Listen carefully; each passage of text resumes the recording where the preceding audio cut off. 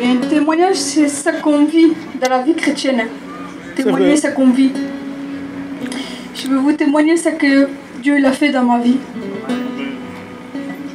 Ça fait un an en arrière, j'ai passé des moments durs, mais vraiment des moments durs que j'arrivais plus à assumer l'état. Ma maison, je ne voyais plus les problèmes que j'avais. Chez moi, je voyais les ténèbres. Problème en problème, problème en problème. De temps que je faisais des problèmes, que même moi, je ne voyais plus rien. Je voyais tout noir chez moi. Les problèmes que j'avais, que mon mari a pris la responsabilité de l'église de Pézia. Un an en arrière, c'était. Il y avait même temps, il y avait mon père qui était malade. Et moi, j'ai accepté que mon père était malade parce que Dieu m'avait préparé mon cœur. Et mon père, je lui parlais, il était content, tout, il venait aux réunions, il savait donner à Dieu. Amen. Gloire à Dieu. Et le moment que Dieu devait le prendre, il l'avait pris. Mais il nous avait préparé à tous ses fils, à toutes ses filles. Dieu nous avait préparé à nous. Ça qu'il y a, que 3 mois après, ma mère elle est tombée malade. Elle n'a pas accepté que mon père était parti. J'ai perdu ma mère. Et ça, c'était plus fort que moi. Parce que moi, j'ai dit, Seigneur, regarde les problèmes que j'ai. Quand je prie à toi, on dirait que le ciel, il n'est pas. On dirait que le plafond, les prières ne dépassaient pas le plafond. Je voyais tout noir comme je vous avais dit. Je me suis révoltée contre Dieu. J'avais levé les poings contre Dieu. Parce que je n'avais pas accepté qu'il m'avait pris ma mère.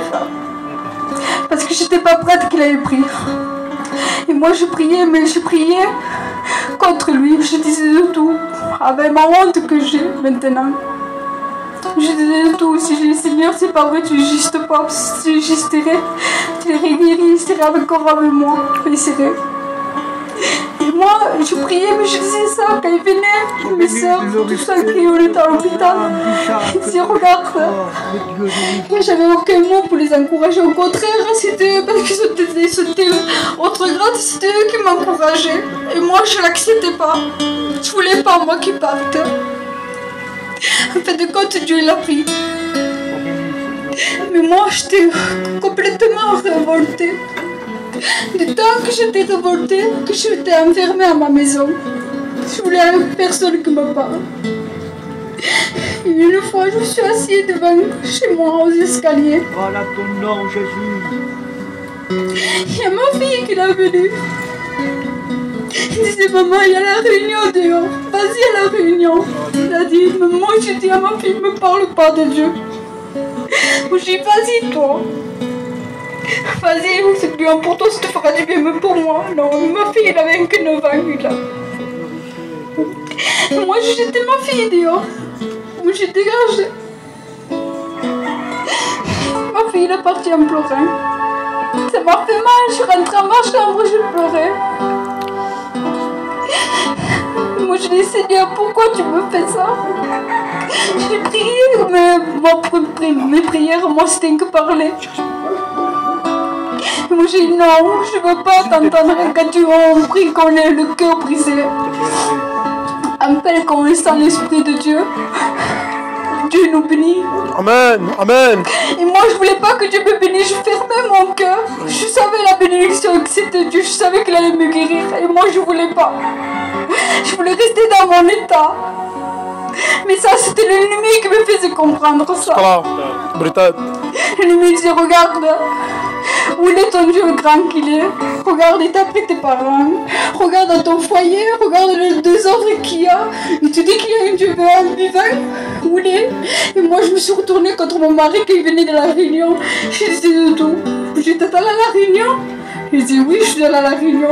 Et je cherche la guerre. Je cherche la dispute. Moi, je dis, t'as pas honte d'aller à la réunion? Regarde, Dieu n'existe pas ton Dieu. J'étais tellement révoltée. Mais Dieu ne laisse pas ses enfants. Je remercie le Seigneur. Amen. Je ne peux pas laisser parce que là, je ne sais pas où je serai. Franchement. Je me suis mis dans ma couche, pardon de l'expression, je me suis mis dans ma couche en pleurant. Et le Saint-Esprit me fait montrer que j'ai mon fils, le dernier là, qu'il était dans un hôpital et qu'il était malade aussi, qu'il avait eu cette maladie. Et je voyais les infirmières courir partout. Et moi je dis non, pas encore ça. Je disais dans le rêve, moi, pour moi c'était un rêve. Moi je dis non, pas encore ça. Et moi les infirmières ils couraient partout. Moi je dis docteur, qu'est-ce qu'il a mon fils? Votre fils il est vraiment malade. Je sais pas ce qu'il a mais il est vraiment malade. On sait pas si on va le sauver ou quoi. Et moi j'ai resté dans mon rêve et je me suis réveillée. J'ai réveillé mon mari, je lui parlais de ce rêve. Et mon mari l'a dit, je ne peux pas te répondre. Parce que c'est un rêve tellement fort, je n'ai pas de mots à te dire. Et moi, ça se rêve toute la journée et ça m'a travaillé. J'avais peur que mon fils il attrape cette maladie. Je me suis mis à ma chambre, à 17 ans de baptême que je suis. Je me suis mis la première fois à genoux dans mon lit. Amen. Je dis Seigneur, pardonne-moi tout ça que je t'ai fait. Pardonne-moi Seigneur si t'es vraiment vivant. J'ai dit, si c'est vrai le rêve que j'ai fait, si mon fils il est vivant, s'il est malade Seigneur, je veux que tu me le guérisses éternellement. Et j'ai senti l'Esprit de Dieu descendre sur moi.